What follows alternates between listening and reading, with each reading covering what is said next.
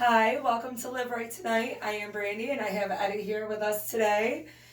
So Eddie, one thing I do know about you is that you work at Eastwood Recovery Center. Yep, sure do. And what do you do there? I'm a behavioral recovery technician. We do a lot of intakes. We teach groups. We're there for the guys, emotionally, supportive, and it's really a great job. I'm really happy there. It's a real family dynamic there. Okay. I don't look at the clients like they're clients. I look at them like they're my brothers Family. in recovery. Yeah. So that's a really great place to work. Okay. And what made you want to start working in a recovery center? Well, because I know what it's like to be in those seats. You know what I mean? So you're into the recovering. You are also I'm an addict of recovering. Absolutely, yeah. Okay. I'm in recovery. But I know how it feels, like I know when those guys first get there and they want to leave or they're feeling some kind of way. I've been there. I've felt that way. Okay. I like to be there to put them at ease a little bit. I like to give back what was so freely given to me, because there were some techs at the rehab that I went to that really made me want recovery. Okay. They gave me that pink cloud or whatever, to lead me onto what I'm doing today. I love helping other people. That's awesome. I really do. I love doing the work I do. I also work for Families Against Narcotics. Okay. Yeah, I'm a peer recovery coach with them. There, I'm basically a big resource for the guys, That's awesome. And I'm a big support to them as well. We come up with weekly goals. We come up, we do stuff. We hang out. We go to meetings. It's a really great job. Okay, that's awesome. Now, how many years are you in readmission? I'm just a little over 2.5. All right, well, congratulations. Thank you. Should be happy about that. Yeah, absolutely. And if you don't mind me asking, what was it that you were using? It started with cocaine, really heavy. It eventually turned into crack and some heroin to go to sleep. It got really bad really fast. When I started smoking crack, I spiraled out of control. It was sad. I did cocaine for so long. I was doing that from the time I was like 15 years old to the time I was 33. But from 30 to 33, when I found crack, it was something totally different. I ruined my life. Nobody wanted to deal with me. Nobody, everybody was worried about me. I had friends that were using also telling me, dude, you need to slow down. You gotta chill. It's kind of hard to have somebody who's like, bro, yeah, exactly. How are you going to tell me to slow down when you're just doing the same shit I'm doing? Right. Yeah. No, I get that. But yeah, that really spiraled me out of control. I couldn't keep a job. I couldn't, I wasn't there for my daughter. I cared more about getting high than I cared about my family. Right. And that's the worst part of it. They say in recovery you got to forgive yourself for your past. You do. But I have a hard time with that part of my recovery right now, because I find it hard to forgive myself for putting my family through so much. One thing that, starting these podcasts, what I've learned and that I have to say to you is, you can't sit there and keep dwelling on the past, because you can't change the past. Right. The only thing you can change is today. I know that. And you can't worry about tomorrow, because tomorrow hasn't happened. Yeah, I live just for today. Exactly. That's so, right. You can only make up for what you have right now. Sure. And you being a good father today, mm-hmm. None of that's going to matter. Yeah, she deserves me at 100%. Yeah. And that's something she hasn't had for 12 and a half years of her life. In the last few years, she's got her. She has her dad back. Yeah. And that's all she's going to remember. She's going to remember, he wasn't there for a little bit, but my dad's back. My dad's here. Yeah. He's been doing this. So don't put so much pressure on yourself about the past. Right. Because you can't change it. Yeah. And even if you can, are you really going to think about it? You would never know everything that you know today. Right. If you know what I mean? Yeah. Other than that part of it, I wouldn't really change my past, because I feel like it's made me who I am today. Absolutely. Yeah. Absolutely. What are some of the horror moments that you had to deal with besides, with the family that you dealt with out on the streets? Overdoses. How many overdoses have you had, if you don't mind me asking? I've had 3 or 4, but one was real serious. The last time I used heroin, it turned out to be carfentanil. Oh. And I did almost nothing, and I ended up, my heart stopped, and they had to hit me with 7 shots of Narcan to bring me back to life. Yeah, that was hard because my father came to my house, at this time, like, my mom was blowing my phone up all day because she knew something was wrong. I stopped answering the phone. And my dad found me, I was like half on the couch, half on the floor. He said I was blue. And for me to put him through that, that image in his mind, I'm sure is still there. And just the fact that I did that, the fact that I was living that way and without care. Right. Because everybody knows fentanyl's and everything. It used to be Russian roulette where you put the 1 bullet in the gun, you might get lucky. Mm-hmm. Nowadays, it's putting 5 bullets in a gun and leave it 1 space. You're eventually going to blow your head off. I look at using, it's in crack, it's in heroin. I heard it's even, people are putting it in weed. Yep, I heard that too. So I mean, it's really, it's suicide at this point. Mm-hmm. It's getting bad. Yeah, it's getting really bad. So you're in the right space now, you don't have to worry about that. Absolutely, and that's such a great freedom, it's such a nice thing to wake up and not need something, or wake up and not feel sick, or, I feel like I'm just not bound in like the chains of addiction anymore, and that is such a great freedom. I work a 12-step program, and that truly saved my life. And, once you surrender and you give up the want, things will change in your life. You start working the steps, it will change your life. Yeah. Yeah, so that's where I'm at. That's good. Well, I'm glad you're here with us. Thank you. I'm glad I'm here too. Absolutely. Now, what kind of advice can you give to those that are still out there struggling, that feel that nobody understands what they're going through, and they're only, they don't get it because, they've only used this? What can you honestly say for those people that are still out there that just feel like alone, that they have, that nobody has their story? Right. In addiction, everybody feels like they're unique, but again, working at Eastwood, I see the same stories over and over again, but they're all different. Right. But at the end of the day, it's all the same story. My advice to those people would be ask for help, because it's out there. Well, when you're saying it's all the same story but different, like, explain a little bit so, our viewers can see, like, there is a difference, but yet it's all the same. Well, everybody thinks they're special when they come in there, like, nobody else has gone through what I went through. And it's all demographics, it's all different kind of people from, different areas. And, like, some have been through this, some have been through this, but at the end of the day, we all have the same story. That's why they call it a we program.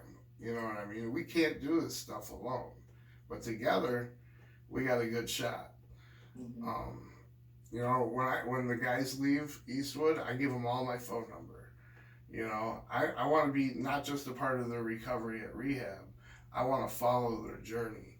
And there's a lot of people like me that feel that way.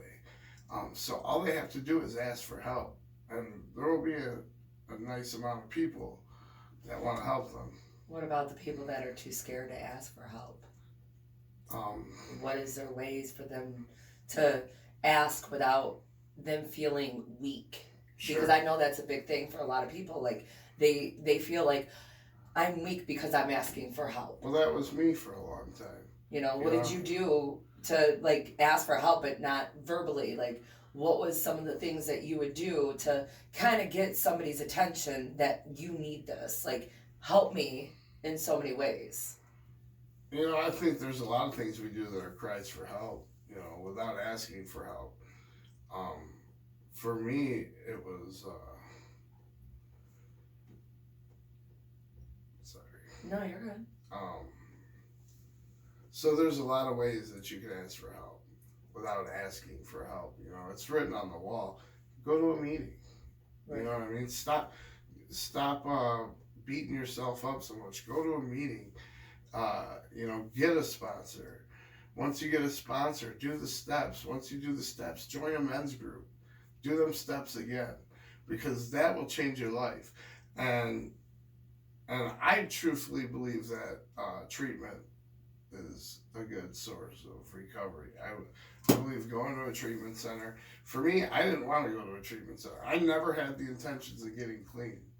I was going to please my family because they kind of gave me ultimatums. I was a union millwright at the time, and my brother runs my union. He told me I'd never work as a millwright again if I didn't go to rehab. My middle brother, he's a lawyer and has a lot of cop friends. And he said, because there was an ample amount of narcotics at my table when they intervened. And my brother said he would have his cop friend come pick me up for what I have, and that I was going to get clean whether I liked it or not. Right.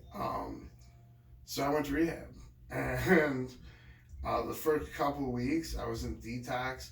I detoxed a little longer than normal because I was on benzos, opiates, cocaine, stimulants. And they thought I was going to seizure out, so they kept me on a heart monitor.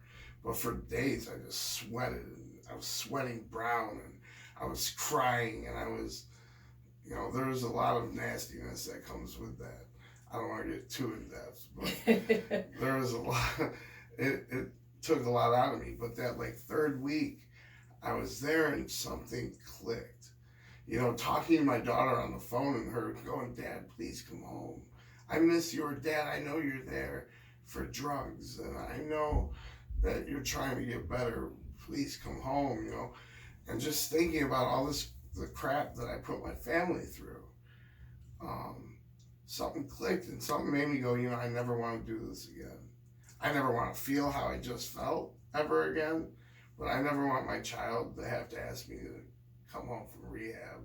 Right. I never wanted my daughter to be alone again. She would, I'd leave her at the house when she was young, and I'd go pick up, and what would have happened if I got arrested or if I would have died? And she was a little girl, and she was just sitting there, wondering where Dad was.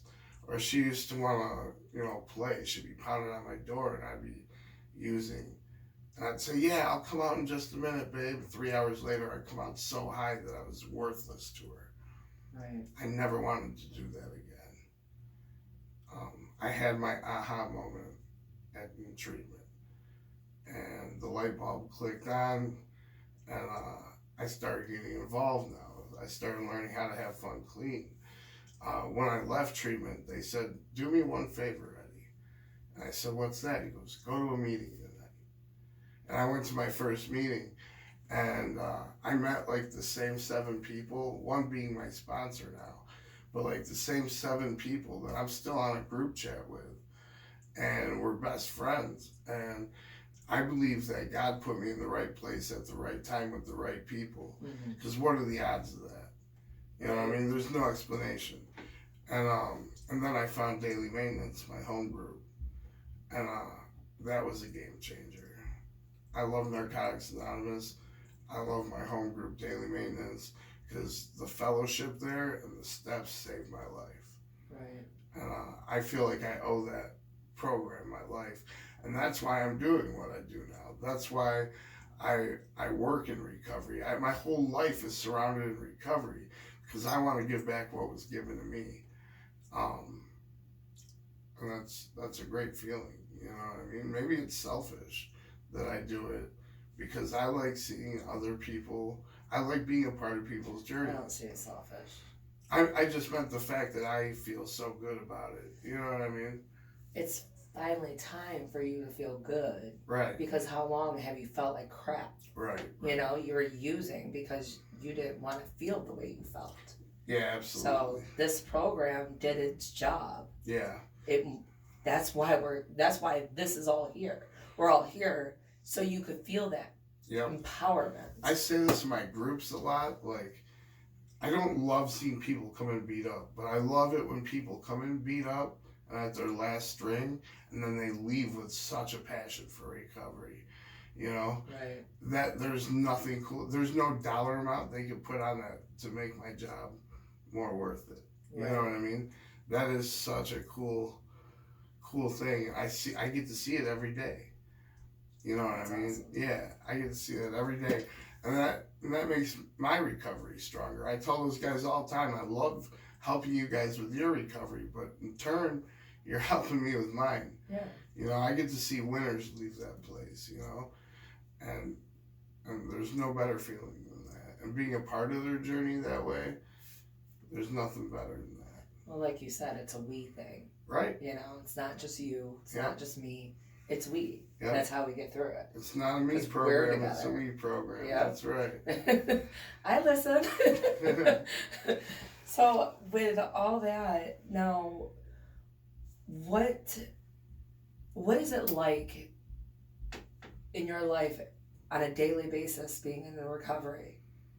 So what, like, give me a glimpse of your life in a daily recovery that makes you, how do you stay clean every day? What do you do? What is every day to keep you on the right track? What is it? Give me your daily. Well, it sounds hokey because my home group's name is Daily Maintenance, but that's right. truly what it is. It's daily maintenance. I wake up, I work in recovery, I get off work, I call my participants and my sponsees, and after that I go to a meeting. I go to a meeting every single day. There's 2 days a week I can't because I work nights, but other than that, I'm at a meeting every single day, and that's been that way for the last 2.5 years. Good. And that's what keeps me clean.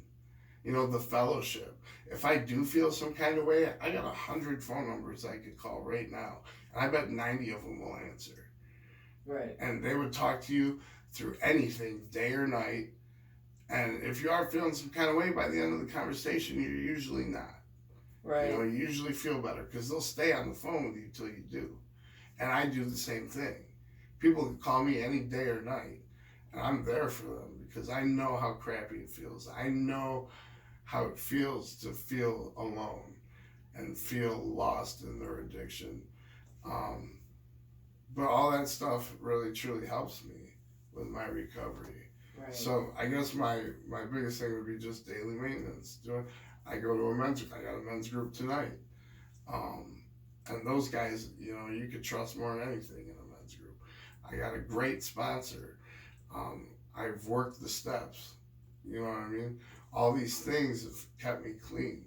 You know, I live just for today, but I always say tomorrow's probably looking good too. So, nothing wrong with saying that. Yeah. That's awesome. Now,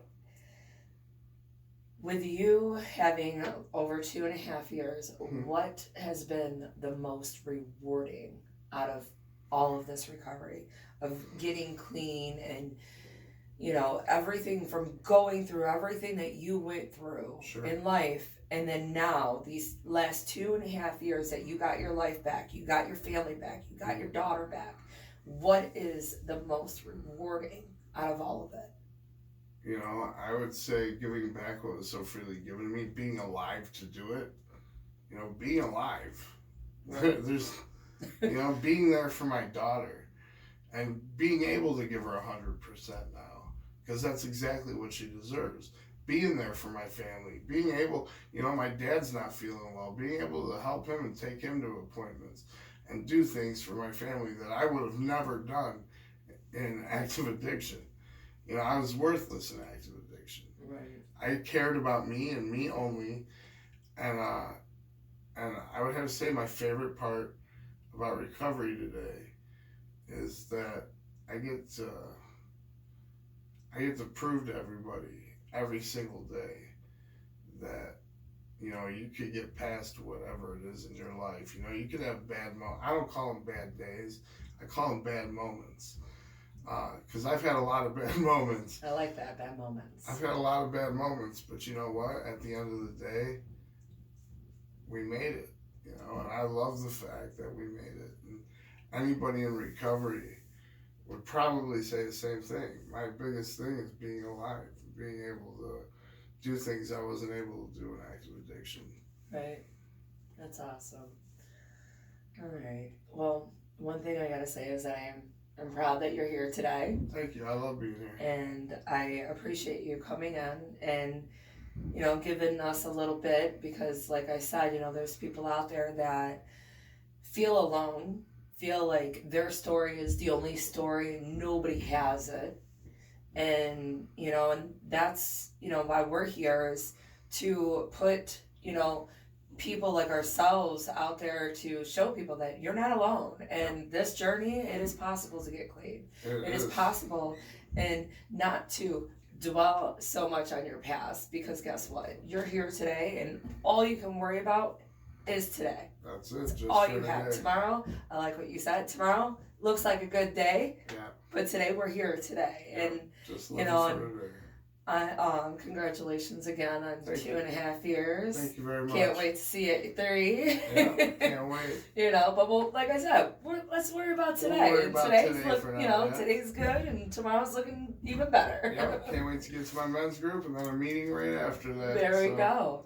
But again, I do appreciate you coming out and giving us, you know, some of your story to help some of these people and to let them know they're not alone. I appreciate that this podcast exists, because, again, this is an outlet, another outlet. Maybe those people that are struggling, that don't want to ask for help, yeah, maybe they could see this and know that there's a way out. And literally, this is what we're here for, to show people, like, hey, there is another side. There is a light at that dark tunnel that you're rolling in. Absolutely. We're all here, and we're not all perfect. Mm-hmm. We all have issues. We all carry different issues, but at the same time, at the end of the day, we're all the same. We're all the same, and we're all still struggling with something. That's right. You know, but it's not just you, and it's not just me. It's we.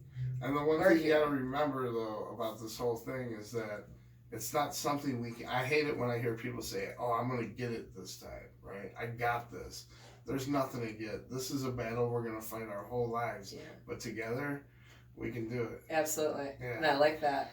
Absolutely. Well, like I said, I appreciate you coming. Thank you so much. Thank you. And you all have a blessed day. Thank you.